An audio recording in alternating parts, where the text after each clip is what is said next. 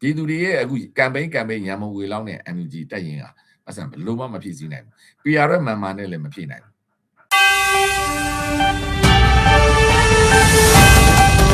းနောက်ဆုံး SCB token နဲ့လည်းမဖြစ်နိုင်ဘူး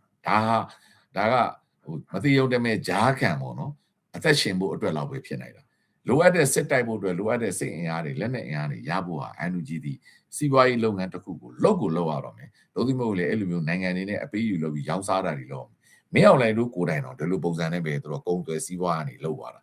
အဲ့တော့ပြည်သူရဲ့အခွန်အခကိုနှီးကိုမယ်ဆိုတော့လေစစ်ဖြစ်နေတဲ့ဒေသမှာ NUG ကထိန်းချုပ်နေတာပြည်သူတွေကငကိုတဲ့မွဲပြကြတယ်စစ်ပြနေကြတယ်ပြည်သူတွေကလည်းအများကြီးရလာစရာမရှိပြန်အဲ့တော့ NUG ဒီပြတ်သားတဲ့မူဝါဒတွေနဲ့ပတ်စံရှာတဲ့ကိစ္စပတ်စံရှာတဲ့ကိစ္စမှာလည်းလက်ပိတ်လက်ယူလုပ်တယ်ကိုကျိုးရှာတဲ့လူတွေလည်းပြည့်ပြည့်တန်အရေးယူရမယ်အနေထားထိန်းချုပ်ဖို့အနေထားကိုလုပ်ရတော့မှာပြောချင်တာကလက်ပိတ်လက်ယူမှုတွေကိုပြင်းပြင်းထန်ထိန်းချုပ်ဖို့လိုအပ်တယ်အဲ့တော့ NUG မှာအင်အားရှိမှရမှာ NUG ကိုမလေးစားဘူးအောက်ကဒေသခံ PDF တွေကစား NUG ကိုမကြောက်ဘူးဆိုရင်သူတို့သုံးဆွဲနေတဲ့ရန်မုံငွေမတရားသုံးဆွဲမှုတွေကိုကျွန်တော်ကိုကဘယ်လိုလုပ်ထိန်းချုပ်ဒါကြောင့် NUG အင်အားရှိမှ NUG ကိုလေးစားနေမှ NUG ရဲ့အုပ်ချုပ်မှုကိုတို့ကလက်ခံမှ NUG ရဲ့အမိတ်ဩဇာနဲ့ညွှန်ပြနေချက်များကိုတို့ဒီသမိတ်လိုက်နာမှသာလေဒီတော်လိုင်းကြီးကတစုစည်းတဲ့ဖြစ်မှာအဲ့လိုဖြစ်ဖို့အတွက်ဒေသခံတော်များများကလည်း NUG ကိုလက်မခံတာတွေရှိတယ်ငါတို့ဒေသငါတို့တိုက်မယ်ငါတို့ဒေသငါတို့လုပ်မယ်ဆိုတဲ့အယူဝါဒတွေရှိနေတယ်အဲ့ဒီအချိန်မှာပဲရလာတဲ့ရန်မုံငွေတွေနဲ့ဒီကနတော့ကဒီအခွန်အခတွေကိုအလွဲသုံးစားမှုတွေနဲ့တို့ကိုကြိုးအတွက်သုံးနေတာတွေနဲ့တို့အဖွဲ့အစည်းအတွက်ပဲသုံးနေတာတွေလည်းအများကြီးရှိနေတယ်အဲ့တော့ဟိုတလုံးတော့ဟိုစီဒီအန်ဆရာမမကြီးဝေဖန်တဲ့ကိစ္စအားတွေပဲပေါ့နော်အဲ့မှာရနေတဲ့အခွန်အခတွေမှာတို့အလွဲသုံးစားမှုတွေတော့ပတ်စံမအပ်တာတွေဒါမျိုးတွေပေါ့အဲ့တော့စစ်ကောင်စီကိုတော့အဲ့လိုသလို့လို့မရဘူးစစ်ကောင်စီကတော့ပြတ်တယ်နော်သူ့ကိုအလွဲသုံးစားလုပ်တဲ့လူဘယ်သူ့ကိုဆိုဗိုလ်ချုပ်လည်းဖမ်းတယ်စစ်ဗိုလ်ချုပ်လည်းဖမ်းတယ်ဗိုလ်မှူးကြီးလည်းဖမ်းတယ်ဗိုလ်ကြီးလည်းဖမ်းအကုန်ဖမ်းတယ်တိုင်ရင်မူလည်းဖမ်းအကုန်ဖမ်းပတ်ဆက်ဖမ်းပတ်ဆက်ကိုထောင်ချပြတာအဲ့တော့ NUG မှာအဲ့လောက်ထိလုံနိုင်တဲ့အင်အားမရှိသေးဘူးအဲ့တော့ NUG ကမလေးမစားလုပ်ခြင်းကိုခံနေရဇဲပဲရှိနေသေးတယ်အဲ့တော့ NUG အနေနဲ့လည်းအဲ့လောက်ထိလုပ်ဖို့ကလည်းအခက်အခဲအများကြီးရှိနေပြန်သေးတယ်အဲ့တော့အဲ့လိုအခက်အခဲတွေကြားတဲ့ကနေပြီးတော့အကောင်းဆုံးဖြစ်အောင်ကျွန်တော်တို့ကလှုပ်ဆောင်ရမယ့်အနေအထားတွေရှိတယ်အဲ့တော့အဓိကအချက်ကတော့အားလုံးကိုပြန်ချုပ်လိုက်ရရင် NUG ဒီအင်အားရှိမှရမှာ NUG တယောက်ပဲမရောက်နိုင်ကိုအနိုင်တိုင်းနိုင်မှာအဲ့ဒါဒီအရှိတရားပဲအဲ့တော့ NUG ဘာဖြစ်လို့လဲ NUG ရဲ့ဖွဲ့စည်းပုံကိုက NUG ရဲ့ရည်ရွယ်ချက်ကိုကအစိုးရတရက်အနေနဲ့မင်းအောင်လှိုင်ကိုအာခံမဲ့အစိုးရမင်းအောင်လှိုင်တို့ရဲ့စစ်အစိုးရကိုအစားထိုးမဲ့အစိုးရအဖြစ်ရပ်တည်ထားတာသူဒီအစိုးရအနေနဲ့ရပ်တည်နေတာဖြစ်တယ်သူဒီတော်လှန်ရေးအဖွဲ့အစည်းတွေရပ်တည်တာမဟုတ်ဘူးသူဒီတနိုင်ငံလုံးကိုလွှမ်းခြုံထားတဲ့အစိုးရဖြစ်တယ်အဲ့ဒါကို Federal အစိုးရလို့ခေါ်ရင်လည်းခေါ်လို့ရတယ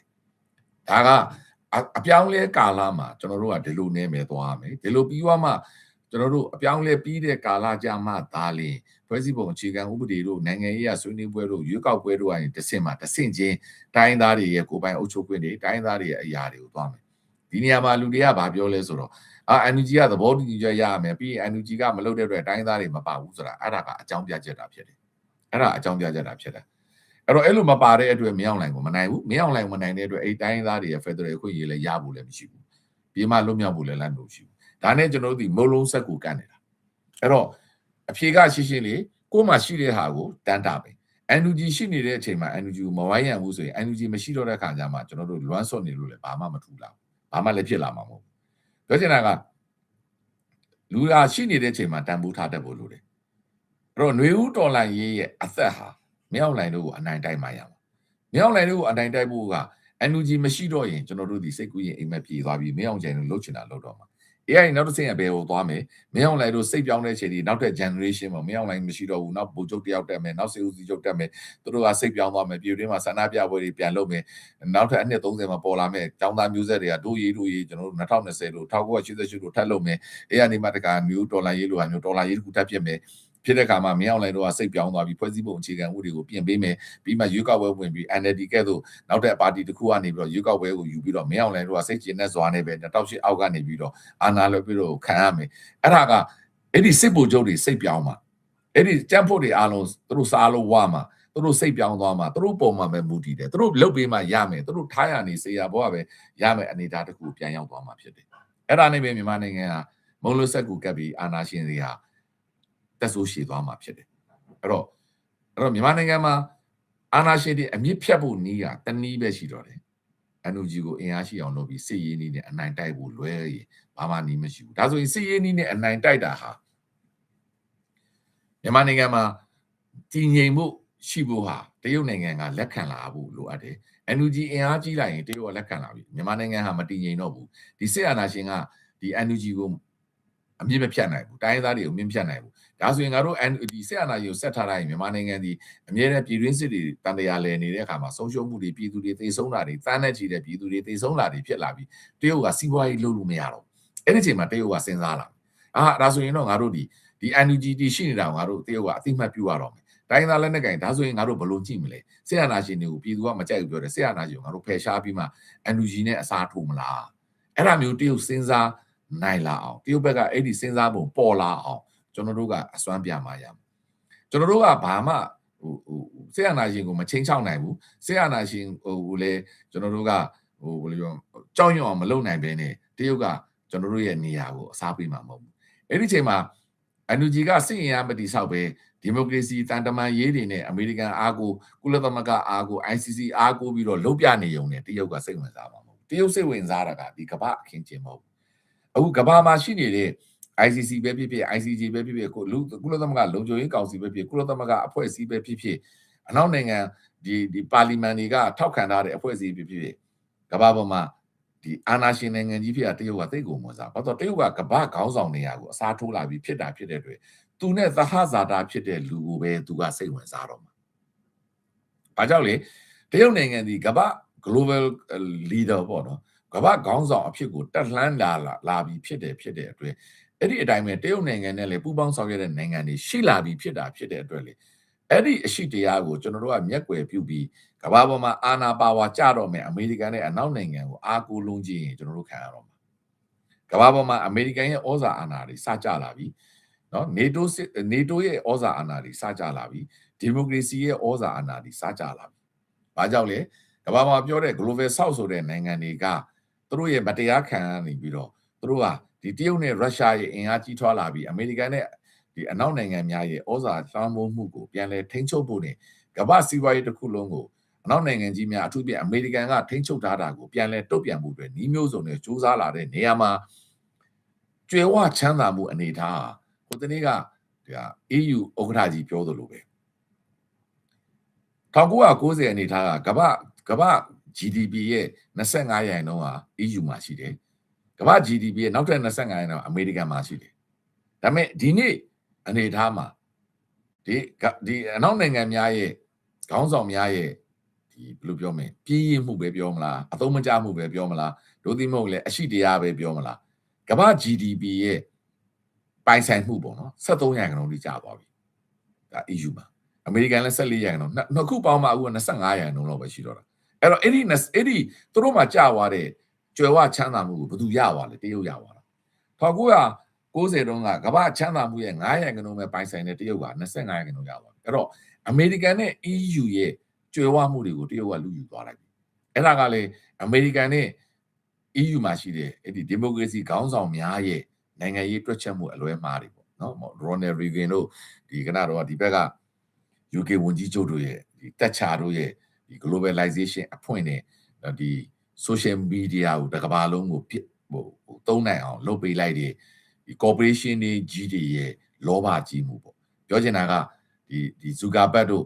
Elon Musk တို့နော်သူတို့ရဲ့လောဘကြီးမှုတွေဟာအဲ့တော့ကမ္ဘာ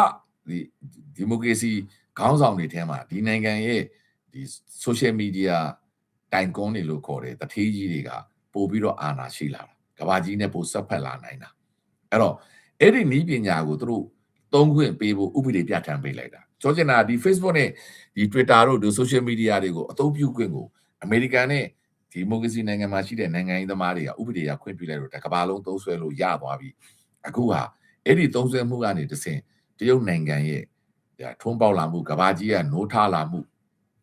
နော်ကဘာကြီးကဒီပညာတွေအလုံးဖြန့်ဝေလာမှုကိုဖြစ်လာတယ်ဆိုတာကို UK နိုင်ငံမှာရှိတဲ့ MI6 ရဲ့ထောက်လှမ်းရေးအကြီးအကဲကိုယ်တိုင်ကပြောနေပြီဒီ social media တိုင်ကွန်းတွေဖြစ်တဲ့ Elon Musk တို့ဒီ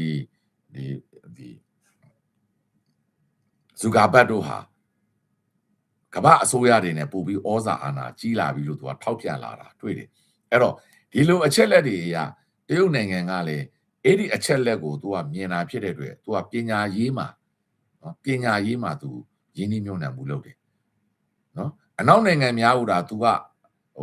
စနစ်ကိုဒါသူကမကြိုက်တာအဲ့ဒီ communist ចောင်းသားတွေကိုမော်စီတုံးနဲ့လုံးဝမတူတဲ့တရုတ်ရဲ့အတွေးခေါ်ပြောင်းလဲမှုသူ့ရဲ့ communist ចောင်းသားတရုတ်ចောင်းသားတွေကိုအမေရိကန် UK အနောက်နိုင်ငံများမှာပက်ဆက်ပို့ပြီးတော့စာသင်ခိုင်းတယ်အဲ့တော့ UK နိုင်ငံမှာအမေရိကန်နိုင်ငံမှာလက်ညှိုးထိုးမလွယ်တရုတ်ចောင်းသားတွေတက္ကသိုလ်တွေတက်နေကြတာအဲ့ဒီကနေပြီးအဲ့ဒီပညာတွေမင်းတို့အနောက်နိုင်ငံသင်တဲ့ပညာကိုငါတို့လည်းသင်နိုင်တယ်မင်းတို့စီကပဲလာသင်တယ်ပြီးတော့ပြန်တယ်သူ့နိုင်ငံမှာသူဖွင့်ပေးတယ်အခုလို AI နဲ့ဒီပညာတွေသူရင်းနှီးမြှုပ်နှံမှုတွေလုပ်တယ်ဘာကြောင့်လဲဒီမှာကပိုင်ဆိုင်မှုတွေကအစိုးရစီမှာမရှိဘူးခရိုနီတူးချင်းစီမှာရှိနေတယ်အစိုးရတွေကဒီခရိုနီရဲ့ပတ်စံကိုထိလို့မရဘူးဒါကြောင့်အစိုးရတွေကအခုကျွန်တော် UK မှာထောက်ပြသလိုပဲပြည်သူရဲတွေပိုခန့်ရမယ်ဆရာမတွေပိုခန့်ရမယ်ကျန်းမာရေးဝန်ထမ်းတွေပိုခန့်ရမယ်ဆိုတာသိတယ်ပတ်စံမရှိဘူးအဲ့ဒီပတ်စံကဘယ်သူလက်ထဲမှာရောက်နေလဲဒီမှာရှိတဲ့တူးချင်းခရိုနီအီလွန်မတ်ဆိုလက်ထဲမှာဒီကဘီလန်နာတွေလက်ထဲမှာတော့ရောက်နေတယ်သူတို့ထိန်းချုပ်လို့မရဘူးတရုတ်ကကြတော့တရုတ်ရဲ့စီးပွားရေးတွေအစိုးရစီးပွားရေးတွေဖြစ်သွားတာဖြစ်တဲ့အတွက်အဲ့ဒီတရုတ်ရဲ့ကျွေးဝမှုအားလုံးကိုတရုတ်အစိုးရကစီမံခန့်ခွဲလို့ရတော့သူလိုချင်တဲ့ယင်းဒီမြုံနှံမှုတွေသူလိုချင်တဲ့သူ့ចောင်းသားတွေကို scholarship ထုတ်ပြီးနိုင်ငံခြားမှာသွားပြီးတော့ရှိုးလောက်ခိုင်းမှုတွေကအကြီးအကျယ်ယင်းဒီမြုံနှံမှုရလာတယ်အဲ့ဒီအမျှော်မြင်ကြီးမှုတွေကနေတရုတ်အစိုးရကကမ္ဘာမှာအခုအနောက်နိုင်ငံများရဲ့ကျွေးဝမှုတွေကိုသူကလူယူလိုက်နိုင်တယ်အဲ့ဒီအရှိတရားအဲ့လိုကမ္ဘာကြီးမှာတရုတ်ကရှိနေတာကိုကျွန်တော်တို့ကတရုတ်ကိုအမုန်းတရားတွေပြောတရုတ်ကိုရန်ဖြစ်ပြီးတော့အဲ့လိုတွားယုံနဲ့ဒီတော်လှန်ရေးကမနိုင်ဘူးအဲ့ဒီတရုတ်ရဲ့ကြီးထွားလာတဲ့ဒီအရှိတရားဟာကျွန်တော်တို့မြန်မာနိုင်ငံမှာပါဝင်ပတ်သက်မှုဒီအလွန်အမတန်ကြီးမားနေပြီဆိုတာတွေ့ရတယ်မြန်မာနိုင်ငံမှာတော်လှန်ရေးသမားမဟုတ်တဲ့လူများအားလုံးတော်လှန်ရေးကိုဆန့်ကျင်နေတဲ့လူများအားလုံးဒီနော်တရုတ်နဲ့အကုန်ပတ်သက်နေတယ်တိုင်းသားလက်နဲ့ကိုင်တွေကြည့်မလားမင်းအောင်လှိုင်တို့အုပ်စုတွေကြည့်မလားပြီးတော့အယက်သားစီးပွားရေးသမားတွေကြည့်မလားရန်ကုန်မန္တလေးမှာရှိတဲ့ကြီးပွားချမ်းသာနေကြတဲ့စီးပွားရေးသမားအားလုံးဒီတရုတ်ပြည်နဲ့ပဲကုန်ကူးနေကြတာတရုတ်ပြည်နဲ့စီးပွားရေးတွေလုပ်နေကြတာနေဆက်ကတော့၎င်းတချို့စီးပွားရေးသမားတွေဆိုရင်တရုတ်ပြည်ကိုလေပြန်နေနဲ့သွားပြီးတော့တရုတ်ပြည်ကနေကိုပစ္စည်းတွေတွင်းနေရတယ်ကြီးပွားတာတွေလုပ်နေတော့အဲ့တော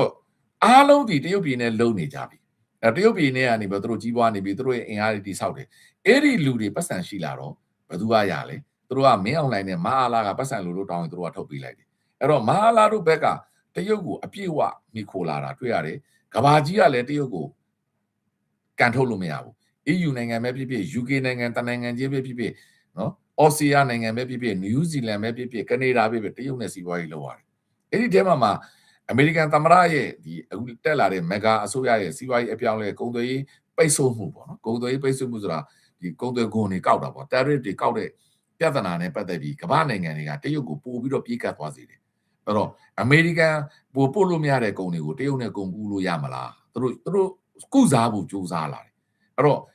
အဲ့လောက်တရုတ်နိုင်ငံတက်လာတဲ့အချိန်မှာအမေရိကန်အစိုးရရဲ့ policy ကတရုတ်အဆင်ပြေဖို့အတွက်ဖြစ်သွားတယ်အဲ့တော့အမေရိကန်သမ္မတဟာသူကတရုတ်နိုင်ငံကိုတိုက်မယ်ဆိုပြီးကျွန်တော်တို့ယုံကြည်ပြီးအားပေးခဲ့ကြပါတကယ်တမ်းကျတော့တရုတ်အကျိုးရှိဖို့အတွက်သူလုပ်ပေးသလိုဖြစ်သွားတယ်အဲကြောင့်ကမ္ဘာနိုင်ငံချင်းနိုင်ငံတွေကတရုတ်နဲ့ပြည်ပြီးဖက်ရတယ် UK အစိုးရကိုယ်တိုင်တရုတ်နိုင်ငံကသူ့နိုင်ငံမှာတချို့လုံနေတယ်ဆိုတာတတ်ပါတဲ့နော်တရုတ်နဲ့စီးပွားရေးလုပ်ရမှာတတ်ပါတဲ့တရားဝင်ထုတ်ပြောနေပြီအဲကြောင့် UK မှာရှိတဲ့နိုင်ငံရေးသမားတွေဟာ UK အစိုးရကတရုတ်နိုင်ငံမှာတရုတ်က UK နိုင်ငံမှာတချို့လုံနေတဲ့ကိစ္စကိုဖုံးကွယ်ဖို့စ조사နေတယ်ဆိုပြီးတော့ဆွဆွဲမှုတွေလည်းအများကြီးဖြစ်နေတယ်ဆိုလိုချင်တာက UK မှာရှိတဲ့ Mega Embassy လို့ခေါ်တယ်အလွန်အမတန်ကြီးမားတဲ့တရုတ်တန်ယုံကြီးတစ်ခုကို UK လန်ဒန်မြို့ရဲ့မြို့လယ်ကောင်မှာ UK ဆိုရဆောက်ခွင့်ပေးတော့မယ်အဲ့ဒါဒီဥရောပရဲ့ဒီတရှိုဌာနကြီးဖြစ်မယ်လို့နိုင်ငံရေးသမားတွေဘလောက်ဝေဖန်တရုတ်အစိုးရနဲ့မိတ်မပြတ်ခြင်းနဲ့ UK အစိုးရတရုတ်သေးရနဲ့စီးပွားရေးဆိုတော့အမေရိကန်ရဲ့ကုန်သွယ်ရေးပိတ်ဆို့မှုကြောင့်သူတို့ရရှိအမေရိကန်နိုင်ငံကိုပို့တဲ့အခါမှာသူတို့ရဲ့ဒီပြိုလဲတော့မဲ့တချို့စီးပွားရေးသမားတွေဝင်ငွေတွေကိုတရုတ်ဘက်ကိုခြေဦးလှဲဖို့အတွက်ဖြစ်လာကြတယ်အဲ့တော့အဲ့လိုအရှိတရားနဲ့တရုတ်ရဲ့တည်ရှိလာမှုတရုတ်ကကွန်မြူနစ်ပဲပြောဆိုရှယ်လစ်ပဲပြောဘာပဲပြောလက်ရှိတရုတ်ကစစ်အင်အားကြီးလာတယ်ကဘာကြီးရဲ့ပိုင်ဆိုင်မှုဒဏအားလုံးရဲ့20%ကိုပိုင်လာတယ်လူဦးရေလည်းအရန်များတယ်ဈေးကွက်ကြီးလည်းအကြီးကြီးရှိတယ်အဲ့တော့အမေရိကန်ကိုလှမ်းပြီးတော့စီးပွားရေးကုန်သွယ်မှသာတရုတ်နဲ့ကုန်သွယ်တာကကိုယ့်တဲ့ပိုအကျိုးရှိတယ် မြန်မာနိုင်ငံမင်းအောင်လှိုင်တို့အုပ်စုတန်းရွှေတို့အုပ်စုလည်းတရုတ်နဲ့ကုန်သွယ်ပြီးတော့ပဲမြန်မာနိုင်ငံကိုဖို့ပြအောင်ဝင်ငွေတွေရအောင်လှုပ်လာပေးနိုင်တာဒီအရှိတရားတွေအားလုံးအဲ့ဒီမှာကျွန်တော်တို့ကအမေရိကန်ဒီမိုကရေစီဖက်ဒရယ်ဆိုအောင်နေပြီးတော့အမေရိကန်လုံနေတဲ့အချိန်မှာတရုတ်နဲ့ပူဝေးကွာသွားပြီးတော့တရုတ်ကအာဏာရှင်တွေနဲ့ပူနီးကပ်သွားအောင်ကျွန်တော်တို့ရဲ့ policy ကပဲကျွန်တော်တို့ကိုခြိတော့သလိုဖြစ်သွားတာကျွန်တော်တို့ရွေးချယ်လိုက်တဲ့ policy ဟာမင်းအောင်လှိုင်နဲ့စစ်အုပ်စုနဲ့မင်းအောင်လှိုင်ကိုထောက်ခံနေတဲ့အုပ်စုကိုတရုတ်နဲ့ပို့ပြီးတော့ပူပေါင်းသွားစေတယ်တရုတ်ရင်ခွင်တဲကိုတိုးဖို့တူလို့ဖြစ်စေတယ်အဲ့ဒီချိန်မှာတရုတ်ကပို့ပြီးတော့အင်အားကြီးလာတဲ့အခါမှာမင်းအောင်လှိုင်တို့ကိုလိုအပ်နေတဲ့ခဏတုန်းကဒီစီးဆိုင်ရာအကြံပေးမှုတွေဒီပညာဆိုင်ရာအကြံပေးမှုတွေ drone တွေရောင်းပေးတာတွေဒီစစ်လေတွေမော်တိုက်လေရင်တွေရောင်းပေးတာတွေနော်ပြီးတော့တချို့ဆိုရင်လည်းဒီတရုတ်စစ်တပ်ကတင်တန်းဆရာတွေရောက်ရှိလာတာဒီအဲ့လိုမျိုးအပြည့်အဝအကူအညီပေးနေတဲ့အချိန်မှာကျွန်တော်တို့ဘက်မှာကြတော့ NGO လို့ခေါ်တဲ့နော်အမေရိကန်ကနေအမေရိကန်အစိုးရမပါဘဲနဲ့ NGO လို့ခေါ်တဲ့ရက်တည်နေတဲ့ဘယ်လိုပြောမလဲအလွန်မတည်းအားနေချိပေးဖွဲ့တဲ့အဖွဲတစ်ဖွဲ့နှစ်ဖွဲ့လောက်ပဲစီရေးရအကူအညီပေးမှာတို့လုံခြုံရေးရအကူအညီပေးမှာတို့ဒီပါစေဝါရအကူအညီပေးမှာတို့လောက်ပဲရှိနေပြီကျွန်တော်မင်းအောင်လှိုင်လို့ရနေတဲ့နော်အခွင့်အရေးပေါ့အကူအညီမျိုးကျွန်တော်တို့ဘက်မှာရလာတာမတွေ့ရဘူးမင်းအောင်လှိုင်တို့ကတရုတ်ကနေပြုံပြီးရတယ်ရုရှားဘက်ကပုံပြီးရတယ်ခရိုဘီယာတရုတ်နဲ့ပတ်သက်ပြီးစီးပွားရေးလုပ်နေတဲ့ကဏ္ဍတုန်းကကြားဖြတ်နေမူရစေဝါရောင်းတဲ့လူတွေလက်နက်ကင်နေကြအကူအညီအပြည့်အဝရတဲ့အချိန်မှာ NUG ဟာဘယ်မှအကူအညီပြတ်သားရတာမရှိဘူးရှားပြားလေးနဲ့ NUG ကိုထောက်ခံပါတယ်နော်နိုင်ငံတကာပါလီမန်မှာ NUG ကိုအသိမှတ်ပြုပါတယ် CRPH ကဘာဖြစ်ပါတယ်ဆိုတဲ့စိတ်ကူးရင်အိမ်မက်နေနဲ့ CRPH ကအမေရိကန်လွှတ်တော်နဲ့အမေရိကန်နိုင်ငံရေးဒီမှာတွားရောက်လုပ်ကင်နေတာကျွန်တော် NUG ကိုအထူးသတိပေးထောက်ပြချင်တာက